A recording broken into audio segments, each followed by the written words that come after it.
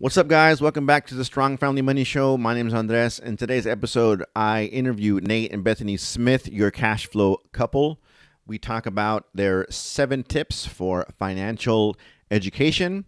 You can find them online at yourcashflowcouple.com. They talk about their other website where they have a course you can sign up for, a free course for financial education. Great time, great couple. We're going to meet up later and have a few beers. So anyway, enjoy the show. Let me know what you guys think. Recording. All right. Nate and Bethany Smith, you're a cash flow couple. Thanks for joining me and making time for me today. They own an online financial services company. They have lots of pokers in the fire, real estate, financial services. They travel the world on private jets. I saw on someone's social media. We were the other day on a on a private jet. So why don't you go ahead and introduce yourselves? Let everyone know who you are. So we're Nate and Bethany Smith, aka your cash flow couple. We're financial services entrepreneurs, real estate investors.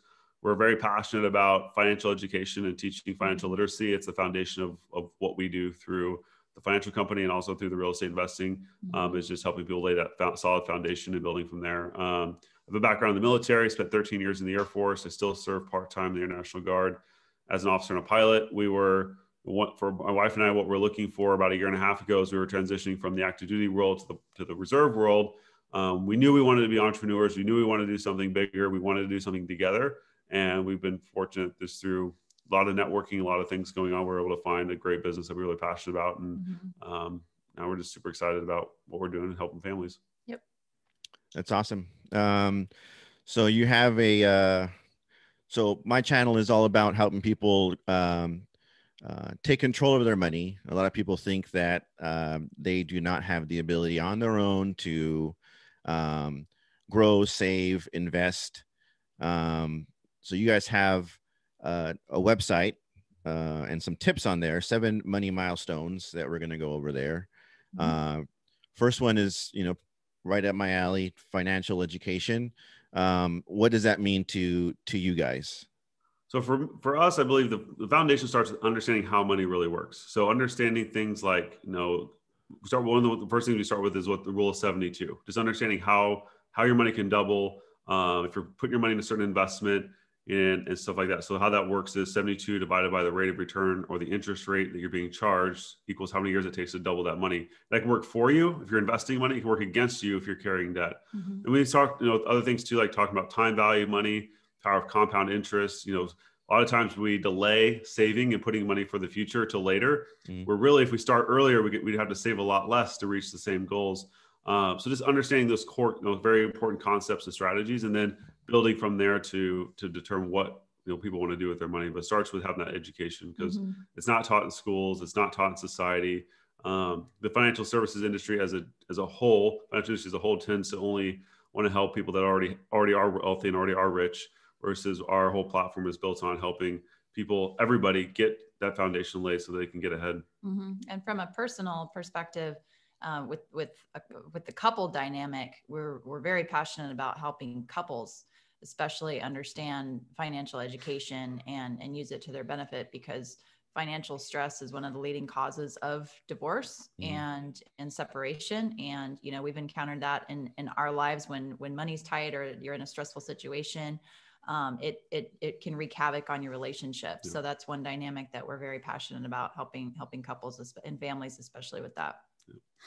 I know that comes up in our household a lot, right? Finances, because people say, money is not important, right? But you can't do anything else unless you got money, right? So the importance of talking about it, is something that it's hard for people because not everyone comes from the same place or has the same mindset about what you should do with your money. So it isn't really complicated things, or just things that people are not aware of early enough in their, financial careers. That's really what it is. I mean, society kind of pushes us towards going into debt so early on in life these days with education and buying homes and stuff like that. Not that those things are inherently bad, but you're setting yourself behind so quickly. And when you like, if you understand the time value of money and the power of compound interest, you understand like if I start saving from 18 to 20, and I never save again, I can still have a chance of hitting $1 million just through compounding. But if I wait till I'm 30, I would have to save the same amount of money per month for the rest of my life, well, till 65 anyways, at retirement age, to hit the same goal. And so if people understand these concepts sooner, they can get their money working for them sooner, and then they have a much better chance of hitting their long-term goals versus life happens. You start you get through college, you get a job, then you maybe have started a family, you get a house, like all of a sudden it starts compounding before you know it. You're so far behind, it's a lot to get ahead. So there's one TV show out there right now on Netflix called Marriage or Mortgage, and it's these couples that they give it's like 25 to 50 grand, and they're like, hey, you can either get married and have your dream wedding, or you can buy a house. And our thought process a little bit is like, why do you have to do either or of those? Why can't you have a nice, decent, wedding, and then maybe rent for a while anyway? So we're big on educating in those concepts. Unfortunately, that's one of not one in particular, but those type of shows are my daughter's favorite shows on Netflix. Oh. The Bridezillas and the whatever they are. And she asked us the other day, how much did you guys spend on your wedding? And my wife, we spent some, small amount of money because, we're, financially minded. And she was like, well, how doesn't even make any sense, right? Compared to what they say that they spend on TV. Yeah, same with ours. It's kind of the expectation. Yeah. Yep. So you make money, you know how to make money. Step 2 on your list here is protection. So is that protecting your money? Is that protecting you? What is that? It's a combination of all of that. It's protecting your assets, protecting your income. It's life insurance. It's preparing for those unexpected things that can pop up in life. And I think there's a lot of misunderstanding of how life insurance works out there. So, that's another area that we really want to focus on, because, things can happen, things can come up, and life insurance can protect you, not just if you die, but can also protect you for like chronic and critical illness protection, long-term care, all these different things that we don't necessarily expect to happen. But if they do, why turn that health crisis or that other crisis into a financial crisis when you could have the right protection in place to be able to cover you in the event of that? Or it could even include things like if you own a home, having protection to make sure that your home is taken care of if something happens to the breadwinner. And like I said, doesn't have to be that person has to die. It could be just the loss of income. They need to have a place to recover that until they get back on their feet. It's not a fun conversation, but it's such a vital conversation to have. Yeah. Preparing. I mean, I think being prepared is probably one of the hardest things people have, because you have to talk about, if I die, no one likes to talk about that kind of stuff. I would say number 3 here on your list is, so early on in our marriage, like, I guess I don't want to say most people. So we had to get our finances in checked early on in our marriage. Not to name, anybody else's name, but we used someone else's system that we took off online, right? And one of their things was, emergency fund, right? Have 1,000 and then have 3 to 6 months savings. I would say that was the hardest part for us to do, was to really cut back on our finances, save, and then put that money away where you cannot get to it.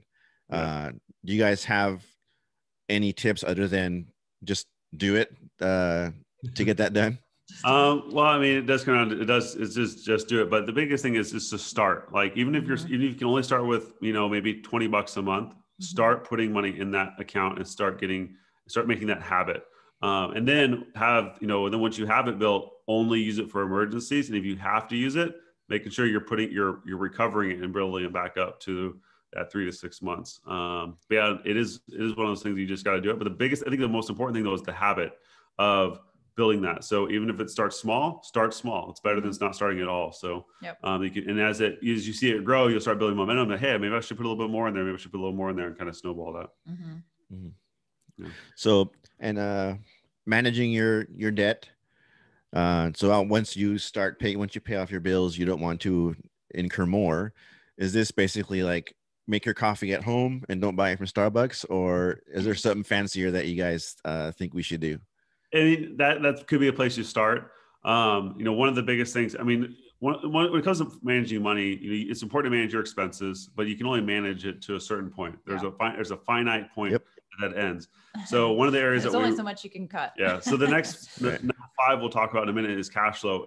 Figuring out not just how can I cut back, but how can I increase the cash flow into my life so that I don't necessarily have to cut everything out. Because I don't know about you, but I'm not a big fan of cutting everything that I enjoy. I'm For okay sure. with sacrificing, every night, to get ahead a little bit, but definitely, when it comes to debt, what we really want to focus on is, especially when you're looking at the interest rates that credit cards are these days, where most debt is it's so high. We go back to the rule of 72 scenario.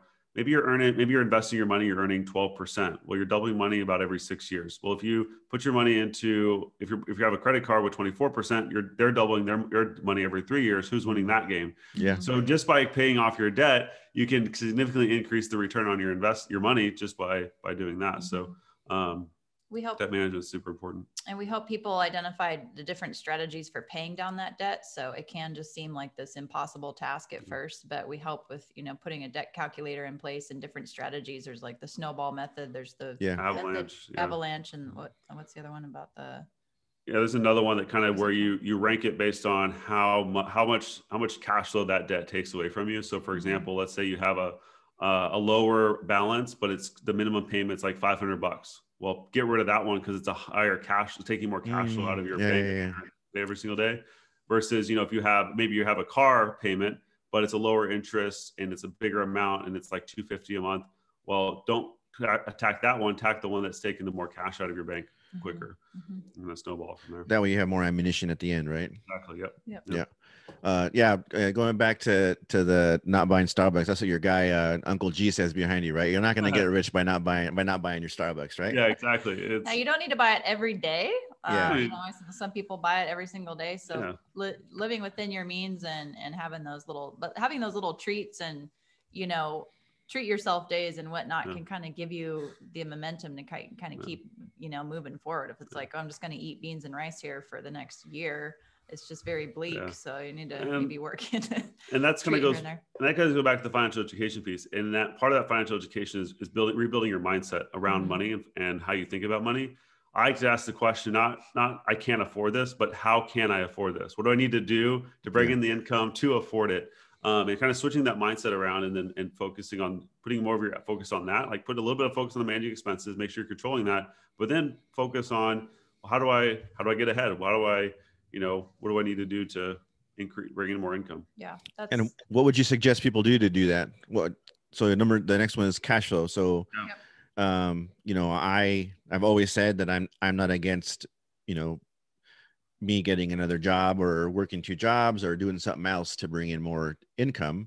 A lot of people don't like to do that because they think that, I don't want to insult anybody, but they think it's beneath them to, I work 40 hours and in order to get by, now I got to go work at, Kohl's or whatever to make extra money. But if that's what you got to do, right? That's what you got to do, right? Yeah. I mean, that's what you got to do, put food on the table. Absolutely. I would say that the better thing to do would be to take time to invest in yourself and figure out a skill set that you can add to that you can work towards that can provide an infinite return. I believe the best investment you can make is inside yourself. So think of skill sets that you can go learn. What's your interest? It could be marketing. It could be, so it could be anything, photography, and build a skill set that's in demand that you can, apply to. And that would probably lead to starting some sort of side business. I think that's probably the better way to increase income, is going the entrepreneurial route. Cause you can set up for another job, but will that really get you ahead? I mean, it'll just take, eliminates all the time that you have. Not to say entrepreneurship is easy by any means, but at least it gives you the opportunity to get to a point where you can actually, a realistic opportunity where you can at least get to a point where you have more time and more freedom, because as long as you do it, if you do it right and you get the right mentors and you get the right skill sets to pull it off. Yeah, this is a step I think personally we're most excited about. I think in a lot of education and programs out there, the biggest emphasis is on the debt management. And like Nate said, there's only so many expenses you can cut before you're like down to zero. So you have to look at ways to introduce more sources of cash flow. And for us, in our experience, we've like he mentioned, learning a different skill set. I did physical training for a while. He did digital marketing for a while. We had a lawn mowing business, pet sitting. Like there's a lot of different things that you can work into your daily life. That's not just going out and getting another job, because at the job, it's a set dollars for hours that you're trading. But if you're learning a new skill, starting a side business or a side hustle, that can kind of exponentially increase. Things like affiliate marketing or, social media, ways to make money on social media, having a YouTube channel, maybe, that you can monetize, just thinking creatively about those things. But It's not really widely taught out there, but it's definitely the step we're most excited about, I would say. And then you might be able to leverage that into your full-time job if you choose the right business. Yep. Okay. Now we have money, we're protecting ourselves, and we have investments that we have to now purchase, because that's how you really make your money, right? Is through building your wealth through investing. Yep, 100%. So biggest thing with building wealth. So the biggest enemies to building wealth are taxes, losses, and inflation. And one of the first things that we like to emphasize with our clients when we're talking to them is, what do you expect taxes to do in the future? I think this is one of the most important questions that often doesn't get asked is, what are taxes going to look like when you get closer to retirement? Are they going to be the same today as today? Are they going to be lower, or are they going to be higher? And a lot of evidence points towards it's not going to be lower in the future, probably going to be higher. And then the other question you got to ask yourself is, how realistic is it that you're going to be in a lower tax bracket in retirement? I think that's kind of an area that people have some people think is what it'll be like, but in reality, there's a good chance you won't be, because you lose a lot of those write-offs and those things that you're used to throughout your lifetime, with whether it's kids or mortgage or all those things that have been helping you stay in the lower taxes. Right off. Now you may bring in less income, but still be at least the same as you are today. And so if taxes will be higher in the future, where then the next question you got to ask yourself is, where are you investing your money? Is it all tax deferred? Are you getting some tax advantages? Is it maybe you tax it now, but you don't pay taxes and distributions in the future? Those are all really important things to be thinking about as you're analyzing what type of accounts and what type of vehicles you're using to invest in. And then, of course, keeping up with inflation. I mean, with how much money the government's printed last year and then printed this year, taxes, inflation, that's what's going to happen. And so taking those things into consideration when you're making your investment choices are really, really important. And then it's just, and the other part is starting early. Don't procrastinate on this. We mentioned a couple of times the power of compounding and compound interest and getting your money working harder for you. Ultimately, then you're working for your money. That the sooner you start, the better. The better that money can get working for you. You can start getting on the other side of that compound curve where it really starts taking off for you. That takes time to get there. And so if you wait, you may never have a chance in your lifetime to see that happen. So, if you can learn these, if we can teach these to people when they're coming out of high school, and they can, or even younger than that, they can start with their kids, teaching parents to start something sooner, even if it's just a small amount to give the kids a start, can be life-changing for folks. So, Yep. Yeah. Awesome. So, I would say this last one is probably the hardest step. My parents are, they're not going to watch this. So my parents are old. So, and we've spoken to them on more than one occasion on, okay, so, what do we do when you guys, pass on, right? We don't want to be left scrambling. I have a brother and a sister, and, we don't want to be the ones that decide what happens to your stuff. Right. So, number 7 is protecting your wealth. How do you approach that? What do you do to get everyone on the same page? As we have to have a plan at the end of the day. Sure, absolutely. And so when it comes to protecting wealth, a couple of the most important things is having a will. So you're dictating the terms of what's going to happen when you pass on, and having a trust, especially if you own property. Because if you don't have a trust and you pass on and you own property, that's going to go to probate, and that can be very expensive for the ones that you leave behind to be able to handle and take care of. Versus if you just have a will and a trust, it's not super expensive, maybe a few $1,000s depending on who you go with. But you can get these very basic things set up that can really reduce the stress on your family. And then also guarding your legacy and making sure that what you do have transfers effectively to your heirs and people that that you care about and you love. Versus if you don't, it's probably going to end up in the government's hands through taxes, estate taxes, death taxes, all that type of stuff, if you don't have a plan in place. And so making sure you're preparing for that. And honestly, when it comes to building that legacy part, that also goes back to the life insurance component, because that's the only vehicle that will actually transfer wealth completely tax-free. Everything else will have a potentially significant taxable event, depending on, again, going back to building wealth. Where did you choose? What vehicles did you choose to invest your money through based on, tax impact, losses, and inflation? Would you do it yourself, or would you always look for a professional? Definitely go with a professional. It's definitely not something you would want to do on your own. I mean, you could potentially do it online. There's some resources online, but ultimately it's not, you really can't, I mean, you can't build a will. You can't put a trust together on your own. You're going to have to go with an attorney or something like that to do that. And you want to do it right. So go with, it's worth paying a little extra and getting it done correctly, than skimping on it. All right. Well, great. So we reached the final milestone. So, okay, I would say I'm an entrepreneur. I have an online coffee business. I'm a real estate agent. I have these, YouTube channels that I'm using to spread the word about things that I like to teach about. What are some tips that you can give to, I assume that you guys started full-time job and side hustle and then transferred into full-time job. What tips can you give to people trying to do the same thing? Like, time management's a big thing for me. Networking is a big thing for me. What tips do you have for aspiring entrepreneurs? My biggest one would be to find a mentor. So in whatever field you want to get in, and whatever you see yourself doing in the next, 5-10 years, that's, full of passion and producing the level of income that you want. One thing that Nate and I talk a lot about is look at the 5 and the 10-year room of people you're surrounding yourself with. So let's say with real estate agents, look who see who's been in that space for 5 to 10 years and who's most successful at it, and maybe go see how you can offer value or shadow or work with them and have them mentor you in some way. For us, that was in real estate investing, and it's been in our current pursuit in financial services. But finding a mentor, someone who's skilled and experienced in that space and has that experience that they can translate to you and just hold your hands in a lot of ways, give you invaluable feedback and direction that you cannot pay for, really, is hugely vital. It's been a huge catalyst for us.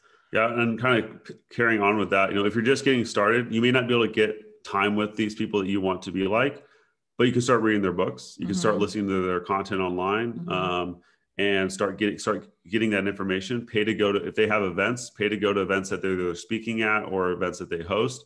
That's been a huge thing. We've been willing to pay to get around the right people. One of the biggest things I believe is, if you're at the right table and you meet the right people, that's how doors get open. Now you need, obviously, investing in your skill sets and the things that you need, the basic skills you need to do what you're interested in, but definitely surround yourself with people that are actually going the direction that you want to go. Because let's face it, if you want to be an entrepreneur and you talk to employees, they're not going to be super excited for you because they don't get it. Yep. So you got to surround yourself with other entrepreneurs, other people that are going in that direction. And, we didn't come from an entrepreneurial background. We didn't have a family that was very entrepreneurial. So we had to find environments and plug ourselves in those environments. And for us, like, one of the first things we did was Amway, and because it got us in a round motivated, high, people, we didn't make any money doing it. It was positive, super positive environment, got us thinking bigger, and got us around people that were doing bigger things. And that was kind of a launching board for us to get into the different networks that we built, from there, and now ultimately getting to where we are today. So I think it's the most important thing. One tangible example of the power of this, the power of proximity. So we had paid a significant amount of money to go to an event and sit in like the VIP front row section. And, the networking, the different conversations were like, how to eventually, fund and pay for your own private jet and that sort of thing. And, we're not there yet. But that's what, that wasn't my jet. That's where the type of conversations were. So we're like, okay, noted, all these different conversations. And then we go talk to some of the folks that were sitting in like the lowest cost entry seat. And they're like complaining about how expensive the hot dogs were, the whole time. And so it's just kind of the level of conversations were very different. That would be the next thing too. If you do go to events, pay to get at least in the forward half of the room, brown people who've been willing to pay a little extra because they're there to actually get value, and they're willing to provide value. I mean, that one event she talked about, one guy sitting next to us, he owned 4,000 apartment units. The guy in front of us was a billionaire owner of a company. And, surrounding yourself and listening to those conversations, it's totally different. And those are the people you want to meet. And honestly, some of those people that we've met during those things have helped us launch into, other businesses. Some have become partners in what we've done. And so, Yep. Definitely that's Worth the key. And if you don't have a seat at the table, go, one of the guys I really like, his name's Jesse Itzler. He talks about, if there's not a seat at the table, then go grab a chair and pull it up and make a seat. Or serve water to get in the room. Or serve water to get in the room. He has some crazy stories about what he did when he was launching his companies. But, sometimes you just got to do whatever it takes. And, and then of course, be a interesting person, but be a listener, especially if you're newer. Be willing to listen. Just ask a couple of good questions. Don't ask, or just sit and listen to what they're talking about. Eventually you'll have opportunity to speak. It's not about, necessarily promoting you out the gate. It's about getting in those rooms so people see you and they're like, oh, and honestly, if we go back to our real estate day, we're getting started in real estate investing. That's what it was for us. People started just seeing us around. They started seeing us doing activities. And then our partner was like, hey, I see you hustling. I see you doing the activities. Let's partner up. I'll bring the credibility. You have the hustle. Let's go do some deals. And that's how we've opened that up. And that's kind of how we got into the financial business and other things. So awesome. I see your books behind you. What book are you reading right now? Currently, what am I reading right now? I'm reading Tax-Free Retirement. Yeah. By Patrick Kelly. Really, really, really good book. It's a little disconcerting, talking about what he was mentioning, taxes and the impact of thing. And it was written pre-COVID, so before all the printing of money. That's a great one. Right now, for like more personal development and like mindset, I'm reading Big Money Energy by Ryan Serhant. He's the $1 million listing out in New York City. That's a pretty good book. And then from more of a money mindset and like for my own business, I'm reading The New Retirement Savings Time Bomb by Ed Slott. That's really interesting about kind of going back to what we talk about, building wealth and taxes, inflation, and choosing which vehicles you're going to choose to invest your money into and how what that plays out to long term. I'm always keeping up with that stuff, so making sure I'm serving my clients at a good level. But good. Those are a couple of good ones. Awesome. All right. Well, thanks for your time. I see you have I have my books behind me. Nice. I see you have your book behind you. What's your book about? So this is a book that we have. It's written by a couple partners through our financial business called the How Money Works book, Stop Being a Sucker with Your Money. Written by Tom Matthews, Steve Siebold. This is the platform that we operate on for the financial education side of things. So we have a website, it's howmoneyworks.com/Nate Smith. You can learn more about the book and all the content that's in the book. And you can also request a copy through that medium as well. But it's a great foundational book. It's great for the whole family to start building some of that knowledge. It's great for kids. Oh yeah, great really, for kids. Lots of good graphics and things. Yeah. So how else can people find you? Where can they find you online? Yeah, so the best place to find us is yourcashflowcouple.com. That's where you can learn more about who we are. You can see some of the other podcasts we've been on, and some of the resources that we have out there for social media for you profiles. guys, social media profiles, all that type of stuff. So, and the I guess the graphic we've been referring to is on what site? So that's gonna be a 7moneymilestones.com. So we have a whole course that we put together that walks you through each of those 7 money milestones we talked about, and you can go there and it's a free course we put together so people can come on and learn about all the more details about all those different milestones. Cool. All right. Any parting words?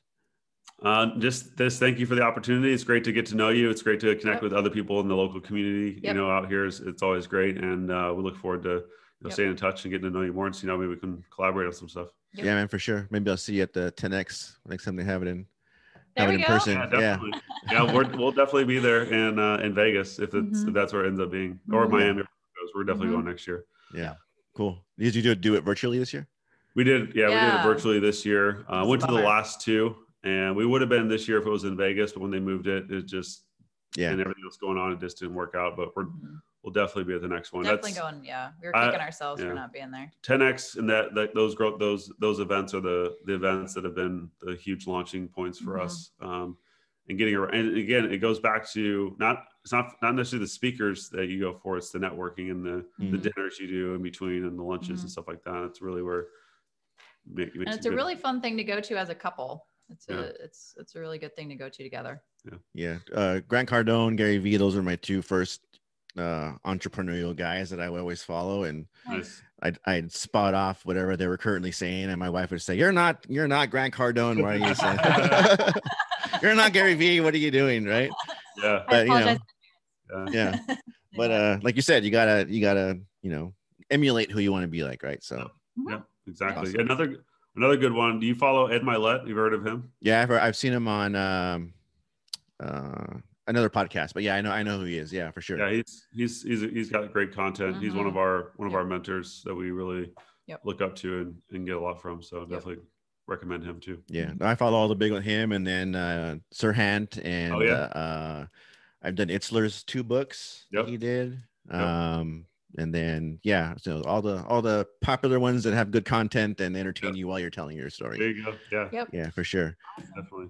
All right. Well, thanks a lot. Like you said, maybe we'll see each other around when it opens up. Maybe we'll go have a beer. Definitely. And get together. Thanks for I'll see you around. Thanks a lot. All right, sounds good. Thanks so much. Andre. See you later. Take care. All right, guys. Nate and Bethany Smith, your cashflowcouple.com.